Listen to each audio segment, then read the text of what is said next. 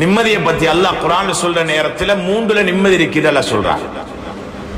ஒண்டி நல்ல விளங்கிக் கொள்ளணும், ஒவ்வொரு சகோதரர்களும் தான் சகோதரிகளும் தான். ஒண்டி அலா பிதிக்ரில்லாஹி தத்மஇன்னுல் குலூப். நிம்மதி ஒண்டி அல்லாஹ்வுடைய சிந்தனையில் இருக்கிறது. பிரச்சனையோடு இருக்கிறீங்களா, உள்ளம் நெருக்கடியா, கவலை கூடிட்டா அல்லாஹ்னு சொல்லிடுங்க, சுப்ஹானல்லாஹ் சொல்லிடுங்க, அஸ்தக்ஃபிருல்லாஹ் சொல்லிடுங்க. அல்லாஹ்வை நினைச்சா உள்ளம் நிம்மதி அடையும், உள்ளம் நிம்மதி அடையும். பிரச்சனையில் வரும்போது அல்லாஹ்வை நினைக்கும் போது அந்த உள்ளத்தில நிம்மதி வரும். ஒரு நிம்மதி அல்லாஹ்வுடைய திக்ரால. இரண்டாவது இது மட்டும்தான் நிம்மதி, வேறொன்றும் இல்லை. இந்த மூன்றை தவிர வேறொன்றிலே நிம்மதி இல்லை. மூன்றாவது நிம்மதி அல்லாஹ் சொல்றான், வல்லாஹு ஜஅல லக்கும் மின் புயூத்திக்கும் சக்கனா. இன்றைக்கு இந்த நிம்மதி எங்கள்கிட்ட இருக்குதா இல்லையா, அந்த நிம்மதி இல்லாம போறதுக்கு காரணம் என்ன என்றதை கொஞ்சம் நாங்க தேடி பார்ப்போம். அல்லாஹ் சொல்றான், உங்களோட வீடுகளுக்குள்ள நிம்மதி இருக்குது. இன்னைக்கு நிறைய பேர் நிம்மதி இல்லைன்னு கிளம்பி போறாங்க வீட்டை விட்டு. இந்த வீட்டுக்குள்ள எனக்கு நிம்மதி இல்லைன்னு போறார் கணவன், இந்த வீட்டுக்குள்ள நிம்மதி இல்லைன்னு மகன் போறான் வெளியில. நிம்மதி இல்லை. ஏன் நிம்மதி இல்லாம போச்சு? அல்லாஹ் சொன்னதுல நிம்மதி இல்லைண்டா வேற எங்க போய் நிம்மதி தேட போறோம்?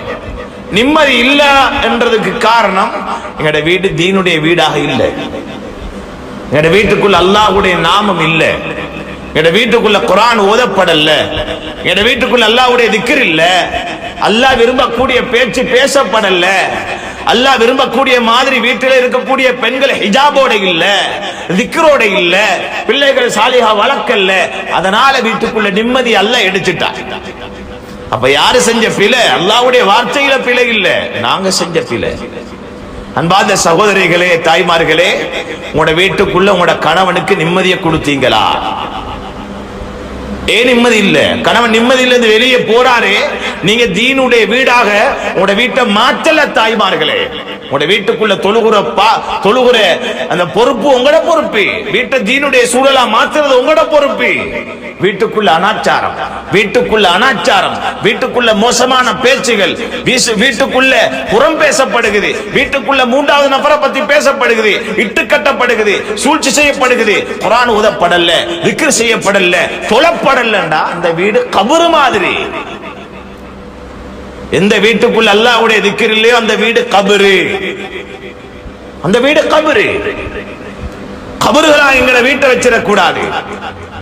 பெரிய விலை கொடுத்து டைல்ஸ் பிடிச்சிருக்கலாம், ஷேடர் போட்டிருக்கலாம், ஃபேன் ஏசி போட்டிருக்கலாம், பெரிய மாட மாளிகை மாதிரி கட்டிருக்கலாம். அல்லாஹ்வுடைய திக்ர் இல்லைன்னா அல்லாஹ்வுடைய பார்வையில் அது கபரு, உங்களோட பார்வையில மாளிகை ஆயிருக்கலாம். அன்பார்ந்த தாய்மார்களே, கண்ணியமான சகோதரர்களே, இரண்டாவது நிம்மதி எங்கட வீட்டுக்குள் அல்லாஹ் வச்சிருக்கிறார். எங்கட வீடு நிம்மதிக்குரிய இடங்களாக மாறணும்.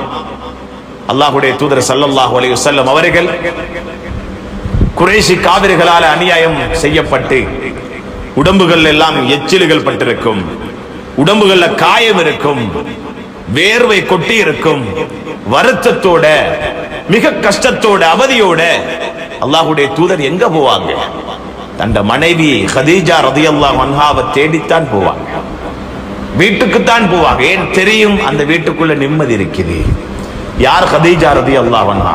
சொர்க்கத்துடைய தாய், சொர்க்கத்துடைய தாய், இந்த உம்மத்துடைய முதல் இஸ்லாத்தை ஏற்ற பெண்மணி, அல்லாஹ்வுடைய தூதரை முதல் உண்மைப்படுத்திய சித்தீகா ரலியல்லாஹு அன்ஹா, இந்த தீனுக்காக வேண்டி தன்னுடைய முழு சொத்தையும் அல்லாஹ்வுடைய பாதையிலே கறந்தவர்கள் யார்? ஹதீஜா ரலியல்லாஹு அன்ஹா. கைரு நிசாஇ துன்யா, உலக பெண்களில் சிறந்தவர்களுடைய பட்டியலிலே முதன்மையானவர்கள் ஹதீஜா ரலியல்லாஹு அன்ஹா. அல்லாஹ்வுடைய தூதருடைய மனைவிமார்களிலே அல்லாஹ்வுடைய தூதர் மிகவும் உயர்த்தி பேசுவார்கள். யாரை? ஹதீஜா ரலியல்லாஹு அன்ஹா அவர்களை. அந்த கண்ணியமான தாய், அவளோ ஒரு ஜீந்தாரியான பெண். அல்லாஹ்வுடைய தூதர் தேடி போவார்கள் அந்த வீட்டுக்கு. என் நிம்மதி அங்கே இருக்கிறது என்று தெரியும். ஸல்லல்லாஹு அலைஹி வஸல்லம் அவர்களுக்கு ரிசாலத் கிடைக்குது. ஜிப்ரீல் அலைஹிஸ்ஸலாம் அவர்கள் பெரும் ஒரு சிம்மாசனத்திலே இறங்குகிறார்கள். கண்ட ஸல்லல்லாஹு அலைஹி வஸல்லம் ஜிப்ரீல் அலைஹிஸ்ஸலாத்துடைய 600 இறக்கைகளையும் கண்ட சந்தர்ப்பத்திலே ஒரு சந்தர்ப்பம் அது பயந்தார்கள், ஓடி வந்தார்கள் வீட்டுக்கு. ஓடி வந்து ஜம்மிலூன் என்னை போற்றி எனக்கு மேல தண்ணியை ஊற்றின்னு சொன்னார்கள் ஸல்லல்லாஹு அலைஹி வஸல்லம். யாரிடம்? கதீஜா ரலியல்லாஹு அன்ஹா. எதை சொல்ல வருகிறேன்? வீட்டுக்குள்ள நிம்மதி இருக்குது. இப்படியான சாலிஹான பெண்கள் இருந்தால் நிம்மதி இருக்கும். இப்படியான தீன்தாரிகளாக நம்முடைய பெண்கள் மாறினால் அந்த வீடு நிம்மதிக்குரிய இடமாக இருக்கும் என்பதை சொல்ல வருகிறேன். ஓடி வந்த ஸல்லல்லாஹு அலைஹி வஸல்லம் படுத்தார்கள். கதீஜா ரலியல்லாஹு அன்ஹா போற்றினார்கள், தண்ணியையும் ஊற்றினார்கள். கொஞ்சம் அல்லாஹ்வுடைய தூதர் ரிலாக்ஸ் ஆகட்டும், கொஞ்சம் ஆறட்டும், அமரட்டும் விட்டார்கள். கொஞ்சம் நேரத்துக்கு பின்னால அவசரப்படல, என்ன நடந்து சொல்லுங்க, தடமாறல்ல, விட்டார்கள். டென்ஷனோட வந்த மாப்பிள்ள என்னன்னு முகத்துல ஒரு டென்ஷனை கண்ட மனைவி, சொல்லுங்கள் என்னன்னு, இருக்கிற டென்ஷனும் கூடிப்போம். கதீஜா ரலியல்லாஹு அப்படி செய்யல, விட்டார்கள். கொஞ்சம் ஆறட்டும், இளைப்பாறட்டும், அதுக்கு பிறகு கேட்போம். பின்னால ஸல்லல்லாஹு அலைஹி வஸல்லம் எழுப்பி உட்கார்ந்த நேரத்துல கேட்டாங்க. முதலாவது சொன்ன வார்த்தை, ஒவ்வொரு மனைவி மாறும் விளங்கணும், உங்களோட கணவன் என்னதான் பிரச்சனையோட வந்தாலும் உங்களோட கணவனை பத்தி உங்களுக்கு தெரியும். நீங்க சொல்ல வேண்டியது ஆறுதல் வார்த்தை. கதீஜா ரலியல்லாஹு அன்ஹா சொன்ன வார்த்தை என்ன தெரியுமா? முதலாவது சொன்னது கேட்கல, என்ன பிரச்சனை, யாரும் ஏசினாங்களா, யாரும் அடிச்சாங்களா கேட்கல. கேட்ட முதலாவது சொன்னது, லா யுஹ்ஸிகல்லாஹு அபதா. அன்பு கணவரே, அல்லாஹ் உங்களை வீணாக்க மாட்டான். எப்படி ஒரு வார்த்தை! கவலையோடு இருக்கிற ஒரு மனிதனை பார்த்து நாங்க ஒரு வார்த்தை சொல்றோம், அவருக்கு ஆறுதல் வார்த்தை. ஏன் கவலைப்படுறீங்க, அல்லாஹ் உங்களை கைவிட மாட்டான்னு சொன்னா எவ்வளவு ஒரு சந்தோஷம் இருக்கும் அவருக்கு. இது மாதிரி உம்மத்துடைய முழு பொறுப்பையும் சுமந்த ஸல்லல்லாஹு அலைஹி வஸல்லம் உள்ளம் நொந்து சுக்கு நூறாகி வந்தவர்கள் பல சந்தர்ப்பங்கள் இது. ஆனால் இது ரிசாலத்து கிடைத்த சந்தர்ப்பம். கதீஜா ரலியல்லாஹு அன்ஹா சொன்னார்கள், லா யுஹ்ஸிகல்லாஹு அபதா. என் அன்பு கணவரே, உங்களை அல்லாஹ் வீணாக்க மாட்டான். அல்லாஹ்வுடைய தூதருடைய உள்ளத்திலே ஒரு விதமான பூரிப்பு, ஒரு ரிலாக்ஸ் வந்துச்சு ஸல்லல்லாஹு அலைஹி வஸல்லம், ஒரு நிம்மதி வந்துச்சு. இந்த நிம்மதி எங்க கிடைச்ச? இந்த நிம்மதி கிடைச்சது வீட்டுக்குள்ள. அதுவும் அல்லாஹ் மூன்றாவதா நிம்மதியா சொன்னான். யாரு? وَمِنْ آيَاتِهِ أَنْ خَلَقَ لَكُم مِّنْ أَنفُسِكُمْ أَزْوَاجًا لِتَسْكُنُوا إِلَيْهَا. உங்களிலிருந்து உங்களோட மனைவியை படைச்சது அல்லாஹ்வுடைய அத்தாட்சியில உள்ளது. எதற்காக படைச்சான் தெரியுமா? லிதஸ்குனு இலைஹா. அவள் அளவுல நீங்க நிம்மதி அடையணும்ன்றதுக்காக. அதுவும் இந்த பாடத்தில் இருக்கிறது. மூன்றாவது நிம்மதி அல்லாஹ் சொல்றான், மனைவி கிட்ட கணவனுக்கு நிம்மதி இருக்குது. மனைவி கிட்ட கணவனுக்கு நிம்மதி இருக்குது. இன்னைக்கு ஒரு கணவன் என்ன மனைவி கிட்ட நிம்மதி இல்லைன்னு சொல்றான்டா, காரணம் என்ன தெரியுமா?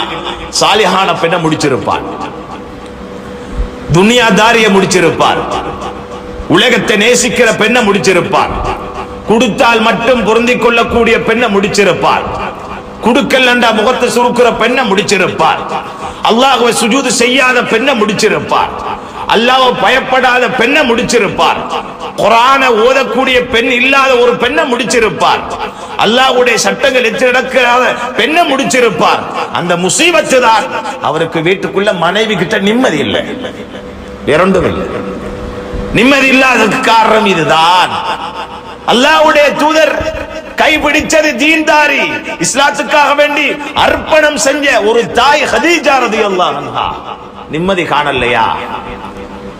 எல்லாத்துக்கும் பாடம் இருக்குது. எவ்வளவு ஒரு ஆறுதல் அந்த உம்மா கிட்ட, எங்கட தாய் கிட்ட எவ்வளவு ஆறுதல். ஸல்லல்லாஹு அலைஹி வஸல்லம் உங்களுக்கு நிம்மதி கண்டார்களே. இன்னைக்கு எங்க? அல்லாஹ்வுடைய நல்லடியார்களே, இந்த மூன்றுல தவிர வேற ஒன்றுல நிம்மதி அல்லாஹ் வைக்கல. இந்த மூன்றுல நிம்மதி இல்லையா?